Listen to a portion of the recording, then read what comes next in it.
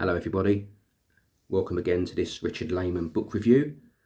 This time I'll be reviewing ALARUMS. Weird word, isn't it? There's the cover, A Car in the Rain, book by Richard Laymon, 1992. So let's look at ALARUMS. So ALARUMS is an archaic word for alarm or a call to arms. It's one of Laymon's mystery novels. He only done a few that I know of, mystery novels. Among the Missing was his best one. This was okay, this novel, but it's not horror. It's definitely not horror. It's more mystery than anything else. The only thing that this book has in it, which is touching on the supernatural side of things, is the fact that there's a bit of clairvoyance in this. And it touches on how clairvoyance can also be misread and misinterpreted, which is quite good. And that's where the mystery part comes in.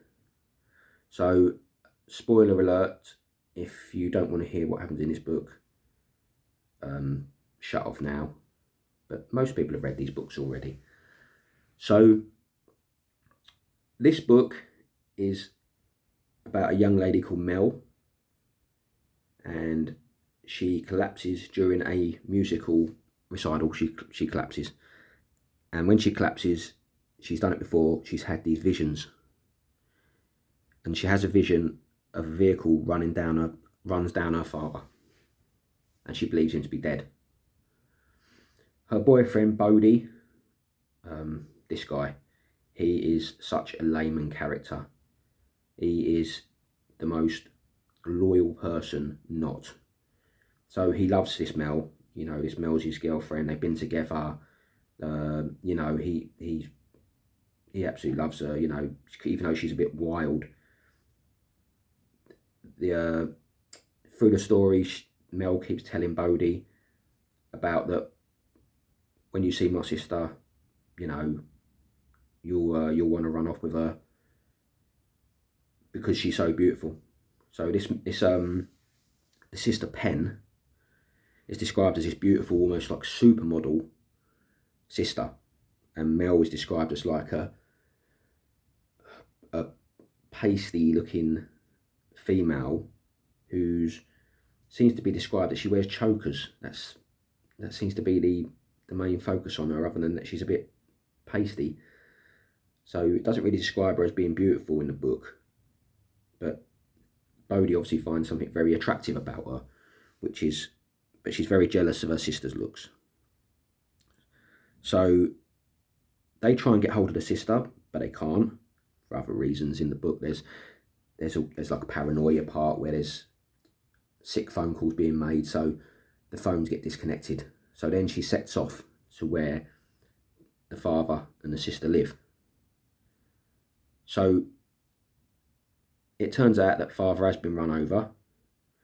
There's a character called Joyce, which is like the stepmom, and she's described as this beautiful, glamorous gold digger in the minds of the two daughters.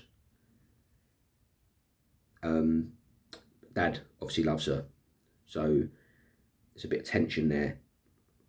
So they arrive at this place to find that the dad is in a very, very unstable condition, on the verge of death basically, but he's being kept alive.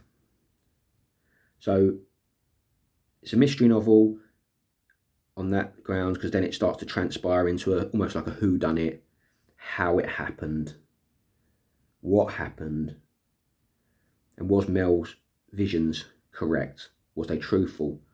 Did she make a lot of it up? Did she see what she wanted to see? It was, but in, like I say, in typical Laymon fashion, Bodie turns up there, telling Mel he loves her.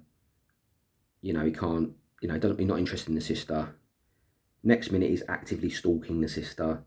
She falls madly in love with him in typical Laymon fashion, which happens in all his books. It's bizarre, but it's as a point in the books, like I say, it's not for me, that part of the book, because I just find their characters quite repulsive, like Neil from Body Rides, and Bodie from this book, and just odd, just very odd.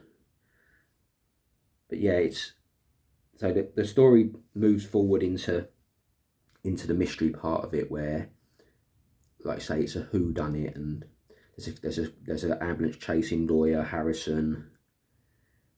He turns out to be a bad guy. He probably turns out to be the actual bad guy of the book, to be fair, with his past, and involving Penn, obviously, being a Laymon book.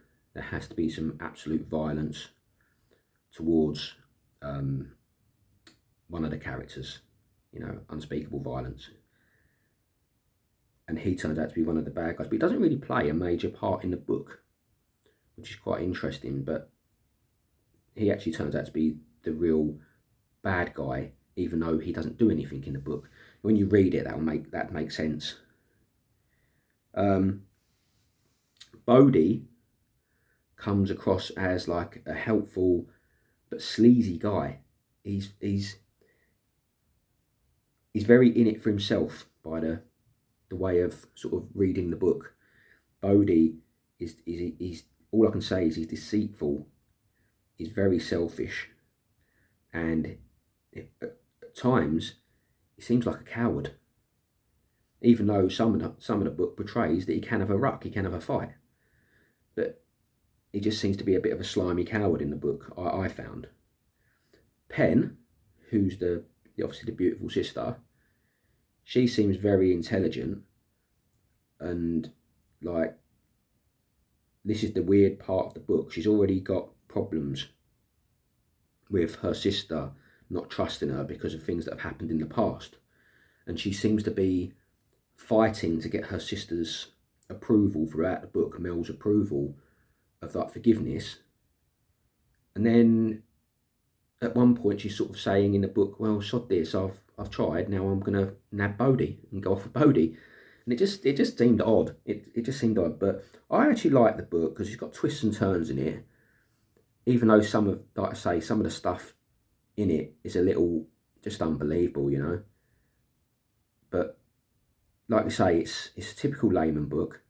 Like, there's a scene with you read one of the chapters with Penn and Bodie in the bedroom, and they're sort of discussing, once they've sorted all this out, what they're going to do, how they're going to break it to Mel, how they're going to let her know that they're about to ruin her life. It just seems unrealistic, that part of it. But yeah, it's a good book. Would it be in a top 10 of Laymon's? Definitely not. In fact, I only read this one. I started reading Laymon's, like I say, in 2006, 2007. And I probably only actually got this book about 5 years ago. So this is a relatively new Laymon to me. So I'd never read this one. I didn't even know it existed. It was only when I went on, my copy of Beware fell apart. So I went onto eBay to buy a new copy of that, and I saw this one. So I bought this. I was like, I didn't know that existed. So then I looked through on Google, and I could also see another book called Savage. Now, a lot of people have read Savage and really rate it by the looks of it. I haven't even got Savage. So it's one of the ones I do need to read, Savage. So again, would this be in the top 10? Not for me, no. I like this book. I've read it a few times now. It is good. It's worth a read because it's I quite like mystery novels anyway, but Among the Missing knocks this one out. Among the Missing was a much better book, but this one was a good book. So don't get me wrong, I'm not putting anyone off it, and I think people should read it because I do like this book. And it's not as ultra, there's one reading it that's ultra violent. There's one bit in it that's ultra violent where you read something that's happened in the past. But other than that, it's not as ultra violent as Laymon's usual books, where some of them are like, you read it and you think, oh my goodness, this is horrendous. You do have to have a strong stomach to read Laymon sometimes, But again, when you go back to those 70s movies, those old movies in the 70s, early movies in the 70s, you had to have a strong stomach to watch those, didn't you? So reading them is no different, is it really? But this is not horror. So I say it's mystery, thriller. It's actually a really good book. So what I would suggest is get a copy, have a read, and see what you think. If you've read this, drop me a comment, let me know, because I like to chat and things like that, and it'd be good to have a little natter over what you thought or didn't think, or like what Laymon do you like, or what books you like in general, and we can chat about it. So thank you for tuning in again. Like and subscribe, and come again soon.